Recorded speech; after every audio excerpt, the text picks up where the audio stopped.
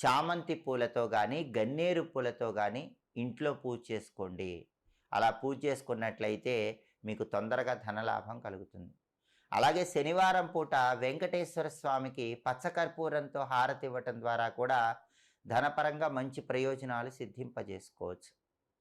శనివారం మామూలుగా ఒక గాజు పాత్ర తీసుకొని దానిలో నీళ్లు పోసి ఆ గాజు పాత్రను పూజా మందిరంలో ఉంచి దానిలో కర్పూరం వేసి ఉంచండి. మర్నాడు ఉదయం ఆ గాజు పాత్రలో ఉన్న నీళ్లు ఎక్కడైనా మొక్క మొదట్లో పోయండి. ఇలా చేయటం ద్వారా ధనపరంగా మంచి ప్రయోజనాలు సిద్ధింపజేసుకోవచ్చు. అలాగే జీవితంలో ఎలాంటి కష్టాలు లేకుండా ఉండాలంటే, ఎదుగుదల తొందరగా రావాలంటే, అభివృద్ధి తొందరగా రావాలంటే మూగజీవాలకు శనివారం పూట బెల్లంతో తయారు చేయబడిన పదార్థాలు ఆహారంగా వేయాలి. ఆవులకు కానీ, ఎద్దులకు కానీ, కుక్కలకు కానీ, కోతులకు కానీ